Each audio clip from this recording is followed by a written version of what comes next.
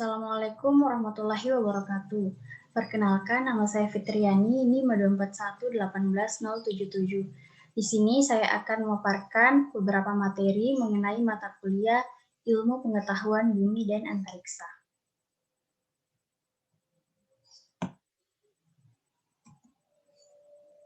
Materi yang pertama mengenai mendeskripsikan ukuran, bentuk, dan gerak bumi.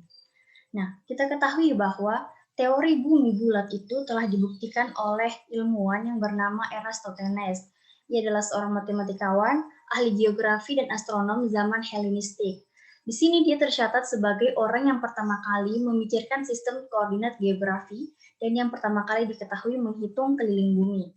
Nah, Eratosthenes ini menghitung bahwa keliling bumi sekitar 250.000 stadia atau setara dengan 29.000 mil. Berdasarkan hasil perhitungannya, Eratosthenes meyakini bahwa bumi itu berbentuk bulat menyerupai bola. Sebagaimana dijelaskan bahwa bentuk bumi yang sebenarnya bulat pepat atau dempak, spheroid, sehingga jari-jari polar atau jarak dari pusat bumi ke kutub lebih pendek daripada jari-jari ekuator.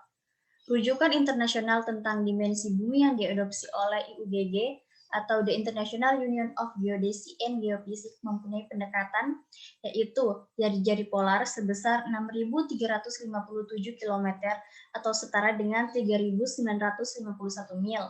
Lalu jari-jari ekuator yaitu 6.378 km atau setara dengan 3.964 mil, dan jari-jari rata-ratanya adalah 6.371 km atau 3.960 mil. Nah, luas permukaan bumi dengan mudah dapat dihitung dengan radiusnya, yaitu V sama dengan 4 PR pangkat 3 per 3 sama dengan 4 per 3 kali 3,14 dikali 6.371 km pangkat 3, yaitu sama dengan 1,08 kali 10 pangkat 12 km pangkat 3. Selanjutnya, mengenai gerak bumi, kita kenal ada yang namanya rotasi bumi. Nah, rotasi bumi itu dapat dipahami sebagai perputaran bumi pada porosnya. Di dalam proses rotasi bumi dibutuhkan durasi waktu yang konstan. Nah, satu kali rotasi atau satu kali berputar pada porosnya, bumi itu bisa menghabiskan waktu 23 jam 56 menit 48 detik. Biasanya satu kali periode rotasi bumi disebut 1 hari dan biasa dihitung sebagai 24 jam. Nah, selanjutnya ada juga yang disebut dengan revolusi bumi. Revolusi bumi adalah suatu fenomena alam berupa gerakan bumi yakni peredaran bumi mengelilingi matahari pada orbitnya. Peredaran bumi ini berlangsung terus-menerus, dan untuk satu kali putaran mengelilingi matahari, waktu yang dibutuhkan adalah 365 hari.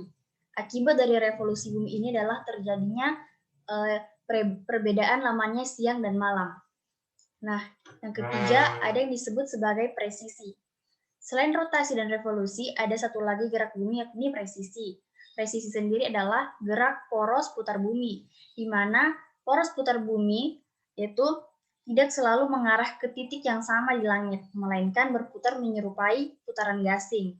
Gerakan presisi terjadi dengan sangat lambat. Untuk satu kali periode presisi, waktu yang dibutuhkan yaitu sebanyak 26.000 tahun. Nah, untuk materi yang kedua yaitu menjelaskan teori pembentukan tata surya, hukum Kepler, dan keplanetan di luar tata surya. Di sini kita temukan banyak hipotesa yang disusun oleh para ahli untuk menjelaskan bagaimana asal mula terjadinya sistem pada tata surya. Nah, salah satu cabang ilmu yang khusus mempelajari asal-muasal terbentuknya tata surya adalah disebut kosmogoni. Sejak abad ke-18, itu sudah diusulkan teori-teori mengenai asal-muasal tata surya ini. Beberapa teorinya itu yang pertama seperti teori hipotesa nebula kan dan Laplace. Menurut teori ini, tata surya terbentuk dari nebula yang berotasi. Nah, pada tahun 1796, Simon de Laplace mengusulkan bahwa planet-planet terbentuk dari cincin gas yang diseburkan dari ekuator matahari. Selanjutnya ada yang dinamakan dengan teori pasang surut. Nah, teori pasang surut ini dipelopori oleh Jeans dan Jeffrey. Teori ini mengatakan bahwa pada saat sebelum terbentuk sistem tata surya, kedekat suatu protobintang atau bakal matahari melintas bintang lain yang lebih besar. Akibatnya ada sebagian materi dari protobintang tersebut yang tertarik karena pengaruh gaya tarik bintang yang besar tersebut. Nah, materi protobintang yang tertarik tersebut kemudian menjadi planet-planet, sedangkan protobintang itu menjadi matahari. Itu menurut teori dari pasang surut yang dipelopori oleh James dan Jeffrey. Nah, selanjutnya ada yang dinamakan dengan teori penangkapan. Nah, teori ini menjelaskan terbentuknya tata surya berawal dari adanya interaksi antara matahari dengan protobintang atau calon bintang. Nah, lanjut pada hukum Kepler. Di sini hukum Kepler terbagi atas 3, yaitu hukum Kepler 1, hukum Kepler 2, dan hukum Kepler 3. Hukum Kepler ini sendiri masih berkaitan dengan pembentukan tata surya ini sendiri. Di sini saya sebutkan saja bahwa hukum Kepler 1 itu berbunyi, lintasan planet ketika mengelilingi matahari berbentuk elips, di mana matahari terletak pada salah satu fokusnya. Nah, pada hukum Kepler 2 disebutkan bahwa luas daerah yang disapu oleh garis antara matahari dengan planet adalah sama untuk setiap periode waktu sama. Dan hukum Kepler ketiga mengatakan bahwa kuadrat waktu yang diperlukan oleh planet untuk menyelesaikan satu kali orbit sebanding dengan pangkat 3 jarak rata-rata planet-planet tersebut dari matahari. Selanjutnya, yaitu sistem keplanetan di luar tata surya. Di sini, eksoplanet atau lebih lengkap disebut sebagai planet ekstrasurya atau planet yang berada di luar tata surya. Sampai dengan 1 November 2020, terdapat 4.370 planet yang terkonfirmasi di dalam, dan 3.230 sistem keplanetan, 715 diantaranya memiliki lebih dari satu planet. Sebagian besar telah terdeteksi melalui metode pengamatan langsung kecepatan radial dan metode lainnya selain penginderaan. Nah, kebanyakan dari planet yang telah ditemukan tersebut adalah planet raksasa besar seperti Jupiter, bukan planet kecil yang dapat dikarenakan keterbatasan dalam teknologi deteksi.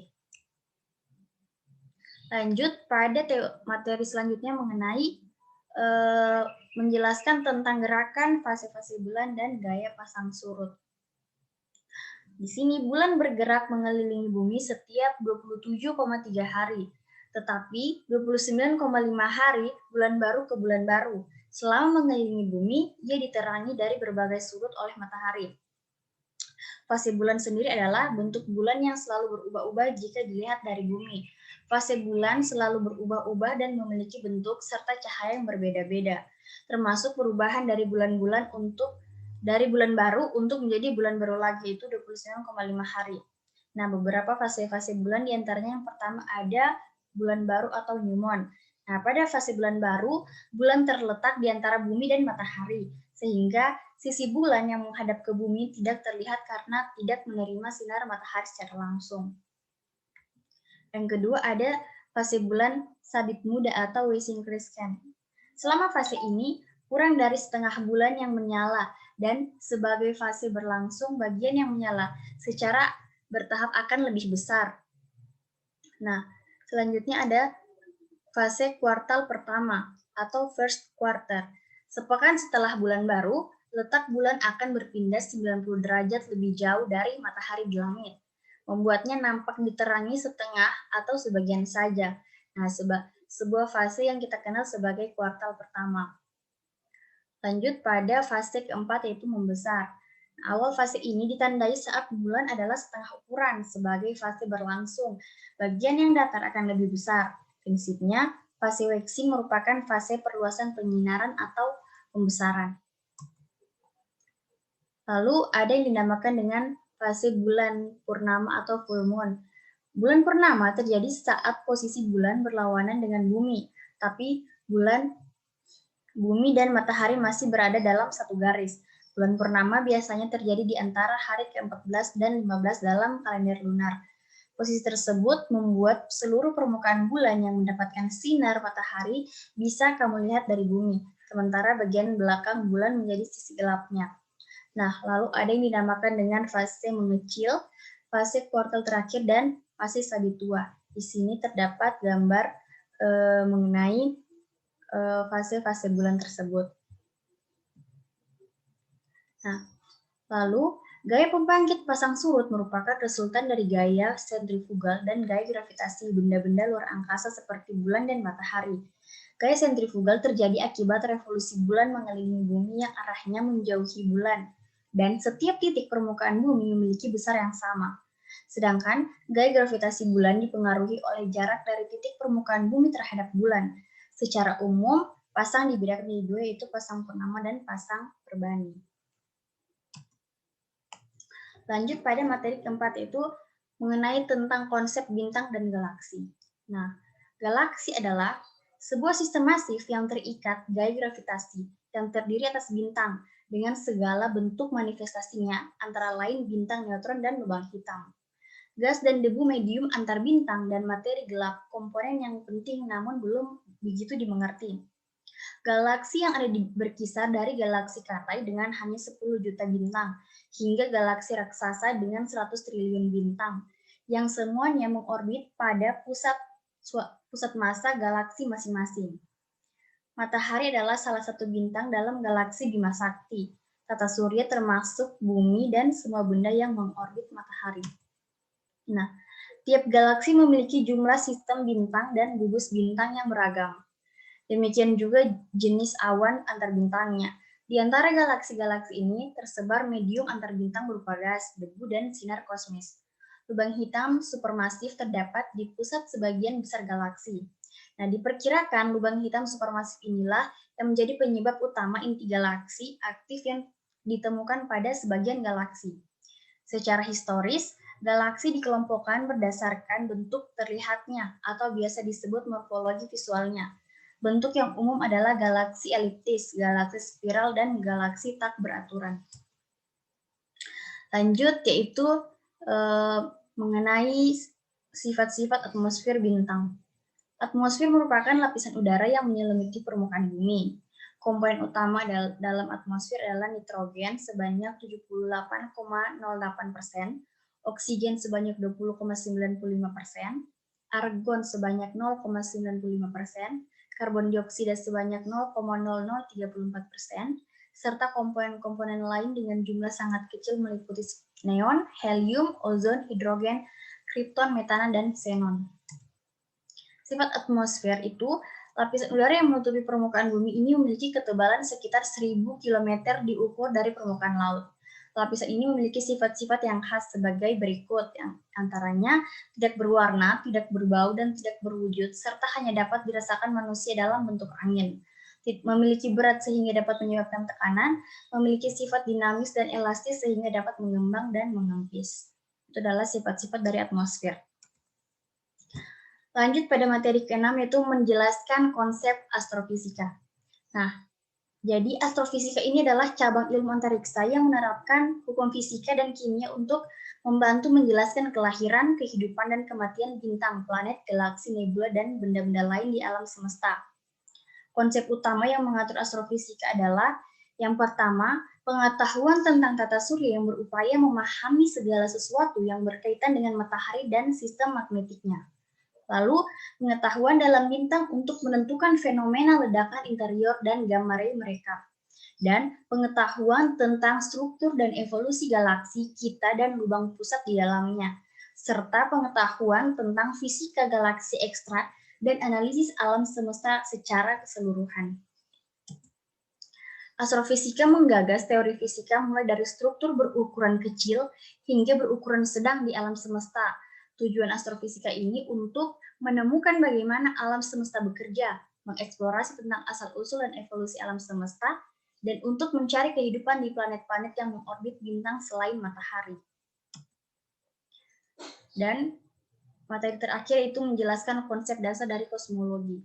Jadi kosmologi ini sendiri merupakan studi yang mempelajari tentang astrofisika ini sendiri, atau bagian dari astrofisika. Salah satunya adalah kosmologi. Nah, di sini dijelaskan bahwa kosmologi atau juga dikenal sebagai dengan philosophy of nature, filsafat alam semesta, secara etimologis berasal dari akar kata bahasa Yunani, yakni kosmos yang berarti susunan atau keteraturan, dan logos yang berarti telah atau studi. Sedangkan secara terminologis, Runes mendefinisikan sebagai cabang filsafat yang membicarakan asal-usul dan struktur alam semesta. Nah, kosmologi secara umum memiliki pengertian sebagai berikut. Yang pertama yaitu ilmu tentang alam semesta sebagai sistem yang rasional dan teratur. Yang kedua, merupakan cabang ilmu pengetahuan, khususnya bidang astronomi yang berupaya membuat hipotesis mengenai asal, struktur, ciri khas, dan perkembangan alam fisik berdasarkan pengamatan dan metodologi ilmiah. Dan yang ketiga, ilmu yang memandang bahwa alam semesta sebagai keseluruhan yang integral dan bagian dari alam semesta itu berdasarkan pengamatan astronomi, merupakan suatu bagian dari keseluruhan tersebut. Nah, yang keempat, itu dikatakan bahwa kosmologi secara tradisional. Kosmologi ini diposisikan sebagai cabang metafisika yang menelaah mengenai asal dan susunan alam semesta, penciptaan dan kekekalannya, vitalisme dan mekanisme, kodrat hukum, ruang waktu, serta kuasilitas. Nah, berikut adalah konsep dasar dari kosmologi. Mungkin cukup sekian apa yang dapat saya sampaikan, kurang dan lebihnya mohon dimaafkan. Wassalamualaikum warahmatullahi wabarakatuh.